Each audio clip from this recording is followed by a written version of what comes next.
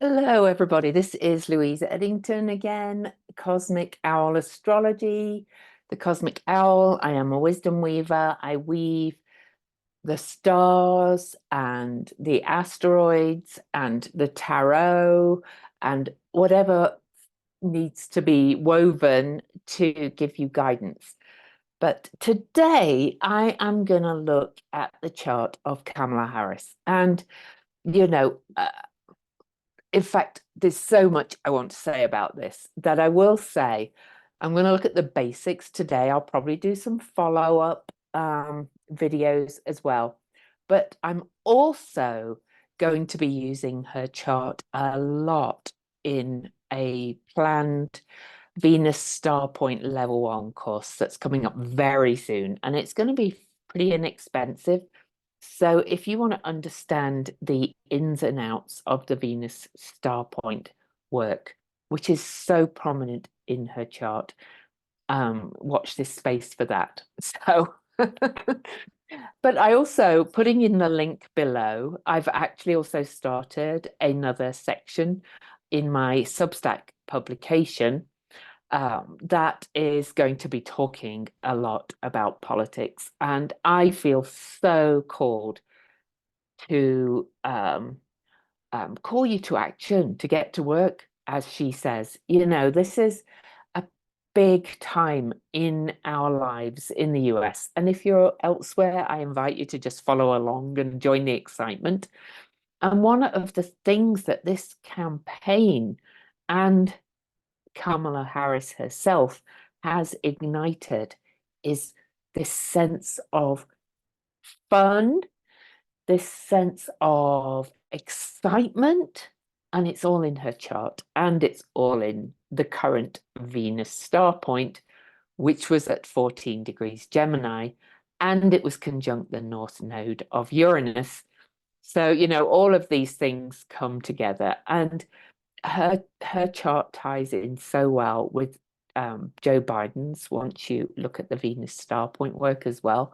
So there's so much I want to say about why the time is now for her. But I do want to give Ariel Gutman a shout out and her amazing book, The Venus Star Rising. There's a link to my Amazon store also in the description. She did on a webinar, I don't know when, quite a few years ago, look at the chart of Kamala Harris and say that she was one to watch. So, oh, I also want to mention, and we'll dive into the chart then.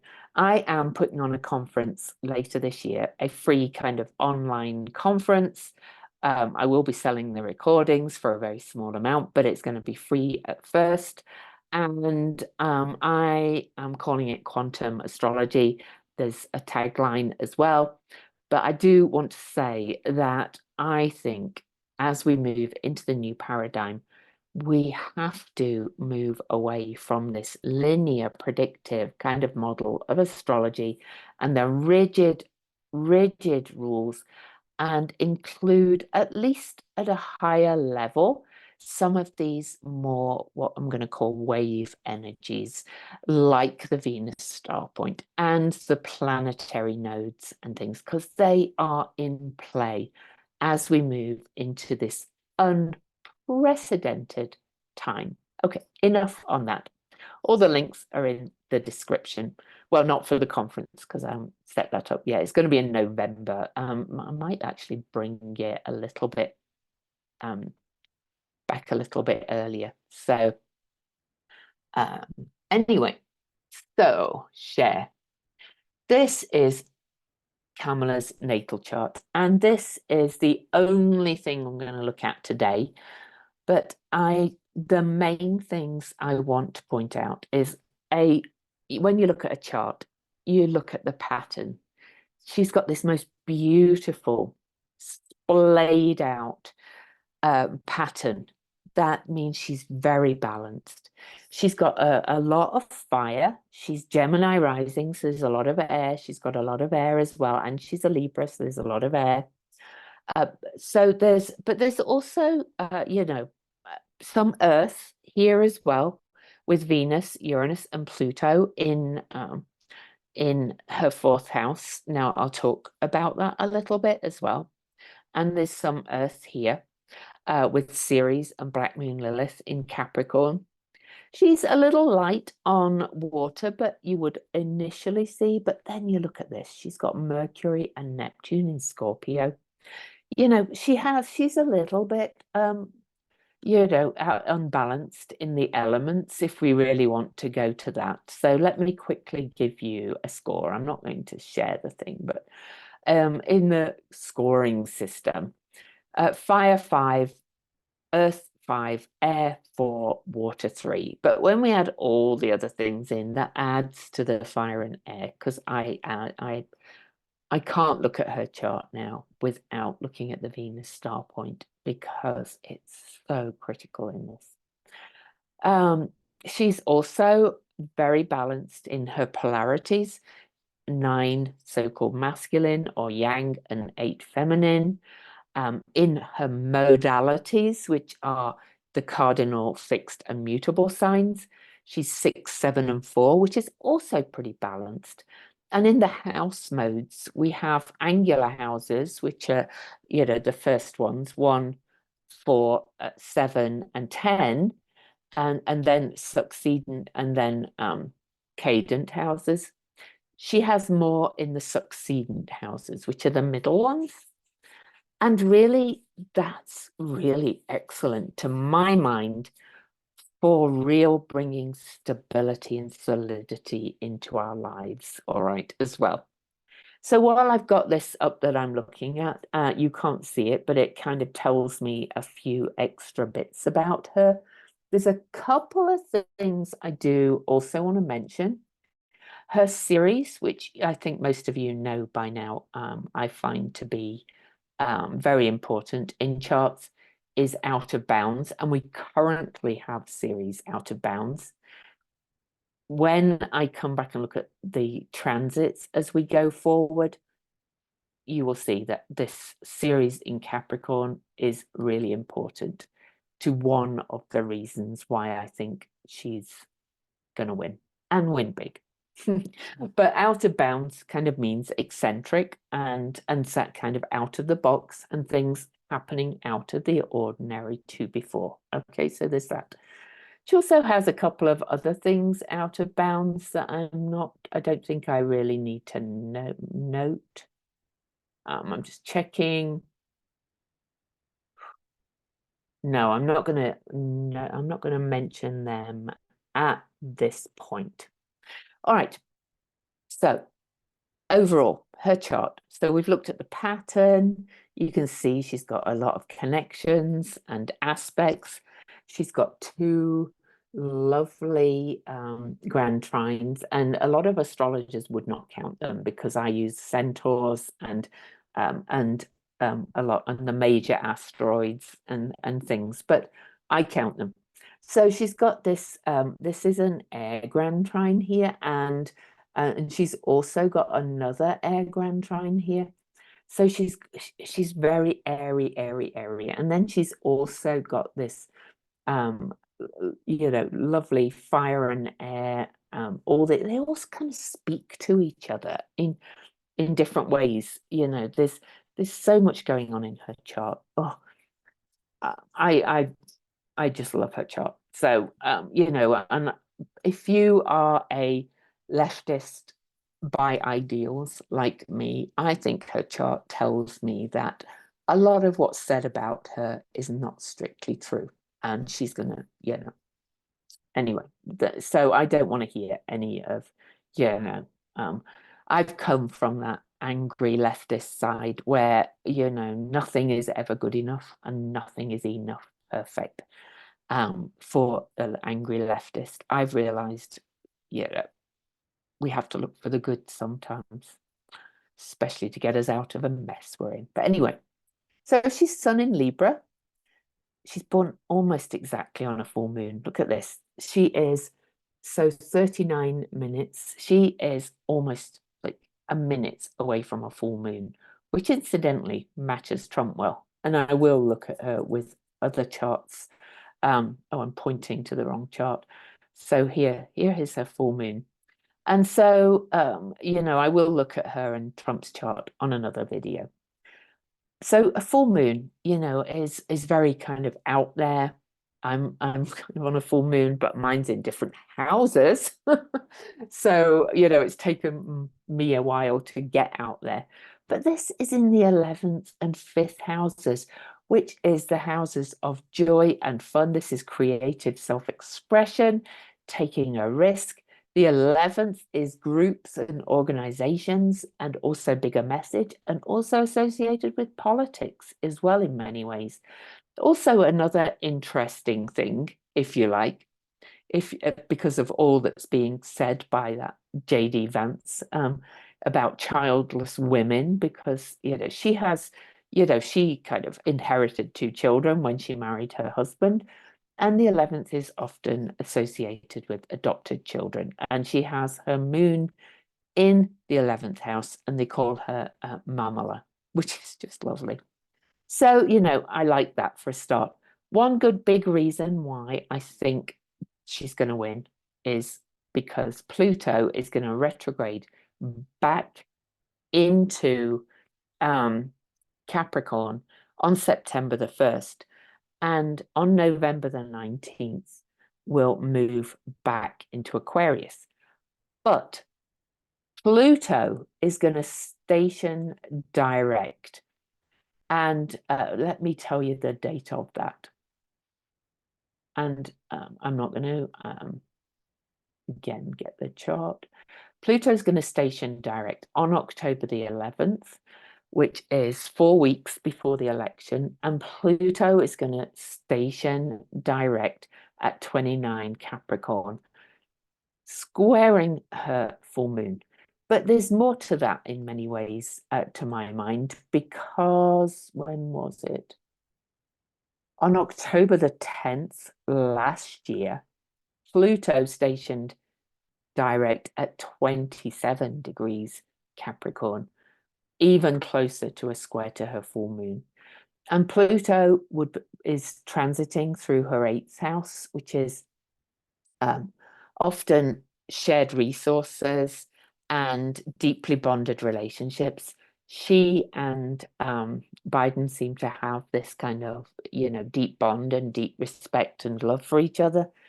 And Pluto has been transforming and building something in that house.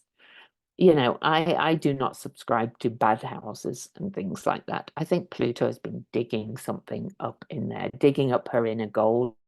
She's definitely grown. She's definitely, anyway, going on with those things.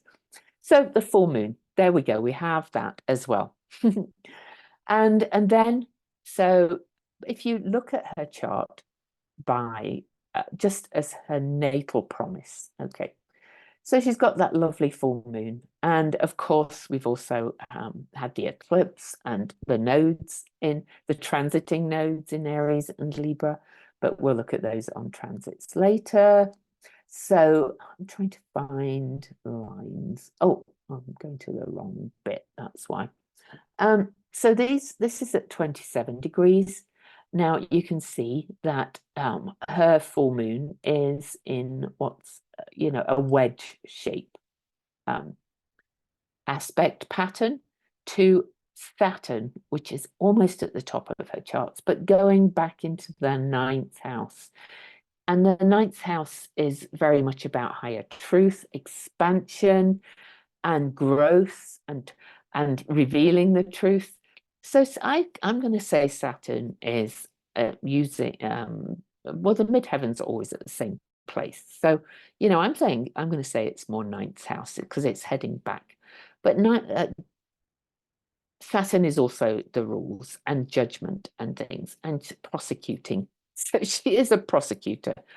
Well, I just think she's going to prosecute the hell out of the Donald in so many ways, and it will bring me great pleasure. Anyway, so that's the also I do want to mention, and then I'll stay here, that her prenatal Venus star point. This is the star point that where Venus and the Sun met while she was in the womb. That's kind of giving you a little bit away about the star point. These are the other parts of her 5-pointed star, by the way. And this 19 Scorpio one is one of her feet, her support, and that's right in Biden's Scorpio stellium. So there's Biden showing up in her house, in her chart. But anyway, this prenatal Venus star point is, look at this, making a lovely kite pattern that's pointing towards her moon in Aries, in the house of politics, in Aries leadership. It's amazing. Anyway, now I'm going to clear all that and stay here. So look at all this Gemini. She is Gemini rising. Her North Node, which is her purpose in many ways, purpose of what she's becoming. I don't know why my video is doing that. I think I need to empty out my hard drive some or something. I'm also going to get a new camera. So this one's just not clear enough lately. Anyway, the moon, the North Node is conjunct her ascendant almost exactly. But not only that, you know, she is a Gemini star point as well. So all of this here is like how we see her. So Gemini is very fun, but also the ascendant is really kind of what we're becoming more as we age. The North Node is kind of like our souls, what we really want to become more of. And she was born inherently this Gemini energy of, fun, but also a great speaker. You know, anybody that says, I mean, she does have Mercury's her ruling planet, and it is in Scorpio. So I think her speaking skills have taken a little bit of developing and digging out, if you like. But they're in her Mercury is in the 5th house, which is a house of joy as well, a house of creative self-expression and risk and what lights you up. So, you know, her latest speeches have been amazing. But back to here, the Gemini star point, she was the first Venus Gemini star point. Okay, it came in 1964, the year that she was born. And Gemini star, if you had taken my Gemini star point lecture earlier, the 14-degree Gemini star point lecture I did, or if you come and join me for level 1 Venus star point work, the Gemini star point is known as the lead star. It's also, Venus is also in esoteric astrology said to be the sole ruler of Gemini, and her Venus is over here in Scorpio next to Biden's or next to one of her feet. So to me, this says she's got this deep grounding and support, and that kind of adds to that cadent house thing where, you know, she's got most of her energy in cadent houses, which is very solid and very supportive and very grounded. To my mind, even though she dances and she sings and does all those things, she's grounded as heck. anyway, she was the first Gemini Venus star point. So by transit, I'm just get my pointer back and stop the share for a second. In her life, that means every 4 years. Okay, so we have a Gemini Venus star point every 4 years. So for one retrograde and then one direct. We are now under the new Venus Gemini star point that started on June the 4th, and that was when Venus was moving direct. It will be, and we'll have another one in 4 years' time. They're always associated with the US election years, which is weird. So anyway, so since she was born, the Gemini star point moves in reverse around these signs through the degrees. So she was born in 28 Gemini star point in, I'm just going to look, and I will be looking at all the things that happened to her in her lifetime. In 1980 and 1984, that Gemini star point was the new Gemini star points were crossing her north node. Okay, so, and then that meant they crossed the ascendant as well. But now they've come into her 12th house. So she has been quite stealth. She's been emerging. Now, the Gemini star point is at 14 now. It will not emerge from her 12th house for a while. However, this new one was opposing her Pallas Athena. And Pallas Athena is the wise justice warrior. And this has ignited her, I think. She's also very connected to the galactic center. She's got these amazing connections to Chariklo or Cariclo, the centaur, the healer. So she's coming up to her Cariclo return. That's always a beautiful time of healing personally. But she has one of her support VSP stars at 5 Aquarius, which is exactly opposing where Cariclo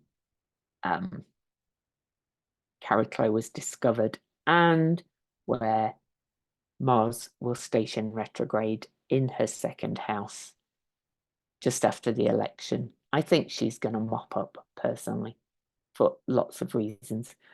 But also look at this beautiful midheaven. And then I'll leave it for now because I'm going to probably bring many other things in over time. So she's got Pisces midheaven, which is beautifully compassionate. She's got Vesta, which is the asteroid related to the state at 2 degrees Pisces. Okay, right up there. She's also got Chiron in Pisces, which I really think is the true Christ consciousness energy. I'm not saying she's Christ. I'm saying she's got a heart full of love and compassion. You can see how she is with her husband, and that call with Joe, and they were saying, "I love you, Joe," and she kept saying, "I love Joe Biden," and all of that. Anyway, Chiron is up here in Pisces. Yes, Saturn is coming back to station direct on her Chiron, but Chiron is both the wound and the healer. I think she's been on a massive healing journey. And that brings me to what's opposite over here. Uranus and Pluto in her 4th house in Virgo, very close, and Venus. Now, this is often a sign of trauma. Now, she's experienced racial and sexual bigotry all her life. She was born to a South Asian mom and a Jamaican father, and I'm not suggesting they were abusive. I don't know that at all. But I think this signifies kind of a lot of, things she has had to withstand growing up as a Black woman and a Southeast Asian woman in the US, and then moving to Canada for a while, and then also having to kind of fight her way up through the glass ceiling against all that bigotry as her career grew till she's finally at this. And she is one tough, tough mama, I tell you, because of that. Because it's taught her compassion. It's taught her so much about what needs to heal. So I think I might leave it at that for now. There's lots of other things I'm going to look at, but this is just where she's coming into her own. We're under a Gemini star, we're under her star. She was born to bring that Gemini star out.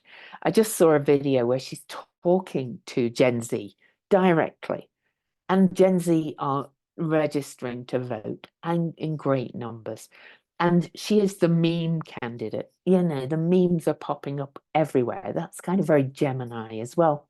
And then we've had these calls, like the white women for Kamala that I was on last night, that had like that has now raised $8.5 million.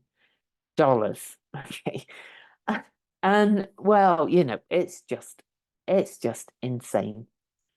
I think it's her time. I think they're toast. Oh, and I do want to say as well, talking of Venus star points, the last one in Leo, 20 degrees Leo, was right on her third house, Mars in Leo, and third house is the voice, amongst other things. And her,